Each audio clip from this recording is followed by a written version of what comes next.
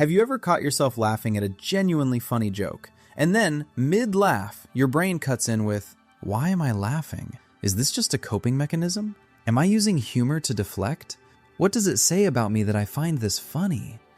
And just like that, the moment is gone. You're no longer in the room. You're 3 layers deep in your own head, watching yourself from the outside, analyzing the analysis. If that sounds familiar, here's what's happening. Your brain doesn't just experience moments, it monitors them. It's like having a second browser tab always running in the background. You can't see it, you can't close it, but you can feel it, quietly draining your battery, slowing everything down, making you exhausted in ways you can't quite explain. Self-awareness was supposed to be a warm candle, something to gently illuminate your path. But for many of us, it's become a blinding laser, exposing every flaw, interrogating every feeling, never letting us simply be. And here's the painful irony. The more intelligent and emotionally perceptive you are, the more likely this is happening to you. Your sensitivity, your greatest gift, has been turned against you. We are constantly told that self-awareness is a superpower. And it is. But without the right habits, it morphs into an exhausting trap of hyper-control and self-surveillance. Today, we are going to fix that. I'm going to walk you through the 5 daily habits that genuinely self-aware people use to grow without disappearing into the spiral. And at the end, I'm going to share the single most important insight about why awareness alone is never enough and what to do instead. Let's begin. Before the 5 habits, I want to give you something more important. A reframe. If you spiral, overanalyze, and monitor yourself constantly, that is not a flaw. That is a sign of a highly perceptive, deeply feeling nervous system. The same wiring that makes you exhausting to live inside also makes you extraordinarily capable of growth, empathy, and emotional depth. The problem was never that you're too aware. The problem is that your awareness has been misdirected, turned inward as a weapon of self-judgment rather than outward as a tool of genuine understanding. Unhealthy self-awareness asks, "What is wrong with me?" Healthy self-awareness asks, "What is true about me?" One is a courtroom, the other is a laboratory. The 5 habits we're about to cover are how you move from the courtroom to the laboratory, from the laser to the candle. Habit 1. Listen more than you talk. Here's one of the biggest myths about self-awareness, that you can think your way into it. That if you just reflect hard enough, journal enough, and analyze yourself enough, insight will eventually arrive. It won't. At least, not fully.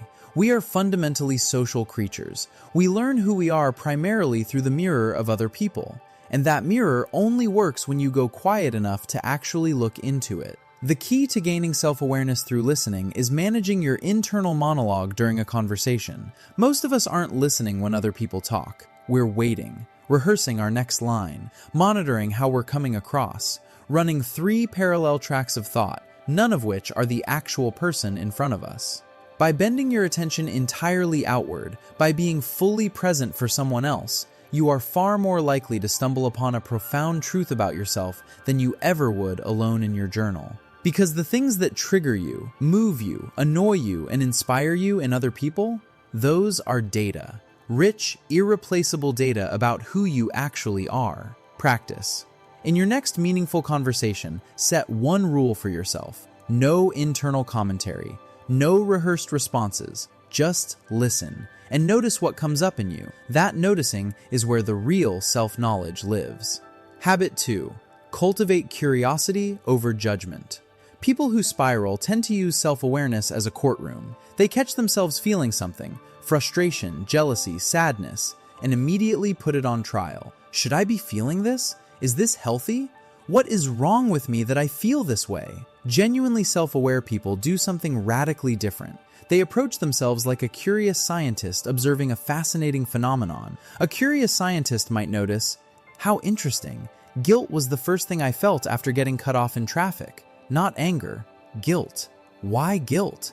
What does that tell me?" They don't condemn the observation. They follow it, with gentleness, with genuine intrigue. It is neurologically almost impossible to be simultaneously curious and judgmental. Curiosity activates exploration networks. Judgment activates threat networks. You cannot run both at full power at once. Choose curiosity, and the threat response quiets down. The bridge from judgment to curiosity is self-compassion. Not self-indulgence, not letting yourself off the hook. True self-compassion, treating your inner life with the same patient honesty you would offer a close friend who is struggling. Once the judgment softens, curiosity doesn't have to be forced. It blooms naturally. And when curiosity blooms, the second tab starts to quiet down. Habit 3. Name the feeling you're actually feeling. We all have emotional blind spots, feelings we've avoided for so long we've forgotten they exist.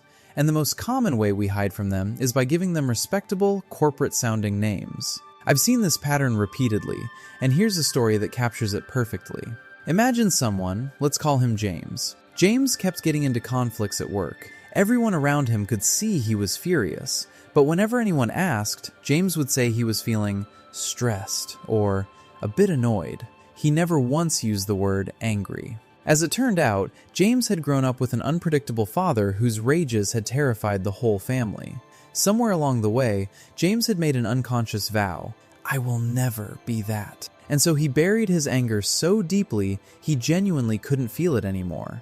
He could only feel its shadows, the stress, the frustration, the vague sense that everything was slightly wrong. This is called intellectualized emotion, replacing a raw, messy, real feeling with a safe, sanitized label to avoid actually experiencing it. Right now, think of the emotion you reach for most often. Stressed, fine, tired, anxious. Is that actually what you're feeling? Or is it a placeholder, a polite stand-in for something bigger and more vulnerable underneath? Call your emotions by their real names, not to perform vulnerability, but because the candle can only illuminate what you're willing to look at. The laser will keep hunting forever for what you refuse to name. Habit 4. Ask for feedback and tolerate the burn. Here is an uncomfortable truth. You cannot see yourself clearly from inside your own head. You have blind spots. Everyone does. And the only way to see a blind spot is to borrow someone else's eyes. That means asking for honest feedback from people who know you well enough to give it and care enough about you to be truthful. But asking is the easy part. What comes next is where most people quietly retreat. When we receive real criticism, something ancient kicks in. The brain registers it as a threat. Your heart rate rises, your thinking narrows, and you have two instincts: fight back, find a reason the other person is wrong, or flee.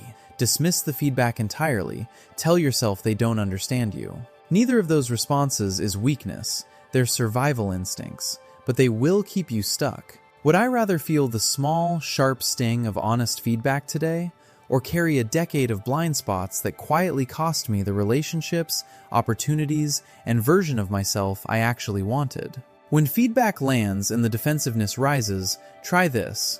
Don't respond immediately. Say, "Thank you. I want to actually think about that." Then sit with it, not to decide if the person is right or wrong, just to ask, is there even a 10% chance they're seeing something real? That 10% is where transformation lives. Habit 5. Reflect on what you actually want, not what you've been told to want. Self-awareness isn't only about excavating the past.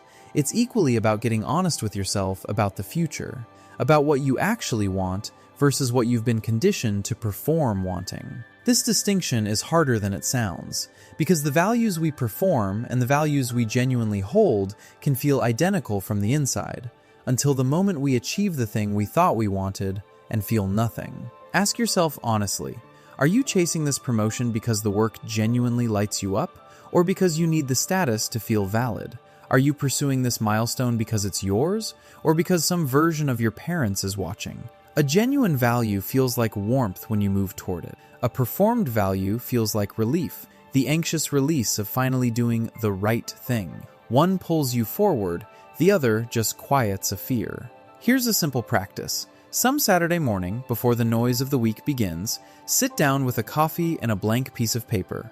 Write a raw, completely unfiltered list of everything you actually want, with zero concern for whether it's impressive, practical, or what anyone would think. Don't edit, don't perform, just write. What you find on that page, especially the things that surprise you or embarrass you a little, that's where your real values live. That's the candle, not the laser. Now, I know some of you are watching this and thinking, I already know my triggers. I know my attachment style. I know my patterns. but I still spiral. I still feel stuck. Why isn't awareness working? This is one of the most important things I can tell you, so I want you to really hear it. Awareness that lives only in your mind is not integration. It's information, and information alone does not heal. Here's why. Your insights live in your prefrontal cortex, the thinking brain, but your triggers, your reactions, your nervous system responses, those live in your body, in structures far older and faster than conscious thought. You can understand your abandonment wound perfectly, have read every book, done years of therapy, know exactly where it came from, and still feel your chest collapse when someone doesn't text back quickly enough. Because understanding and healing operate on different systems. Needs regulate faster than explanations. When the spiral starts, stop asking, "Why am I like this?" Start asking, "What do I physically feel in my body right now?" Ground yourself in the physical sensation, the tightness in your chest, the shallow breath, the weight in your shoulders. Name it not with analysis, but with sensation. I feel a pressure behind my sternum. My jaw is clenched. This is not avoidance. This is regulation. And regulation, feeling safer in your body, must come before understanding can truly land. The second tab doesn't close through more thinking. It closes through presence. You don't need to understand yourself better in this moment. You just need to feel safer being yourself. So here is what I want you to carry with you from today. Self-awareness was never meant to be a laser, relentless, harsh, exposing every crack in the wall of who you are. It was meant to be a candle, warm, steady, enough light to take the next step, not so much that it burns. The 5 habits we covered today are how you make that shift. Listen before you conclude. Observe before you judge. Name what's real. Borrow a mirror. And get honest about what actually matters to you. None of this happens overnight, but every single time you choose curiosity over judgment, every time you sit with a feeling instead of labeling it away, every time you let someone's honest words land instead of deflecting, you are turning the laser down and the candle up. And slowly, the second tab starts to close. You are not broken. You never were. You're just someone who feels things deeply and is finally learning how to work with that instead of against it. Which of these 5 habits are you going to start with this week? Tell me in the comments. I read every single one. If this helped you feel even slightly less alone in your own head, hit subscribe so we can keep doing this work together. I'll see you in the next one.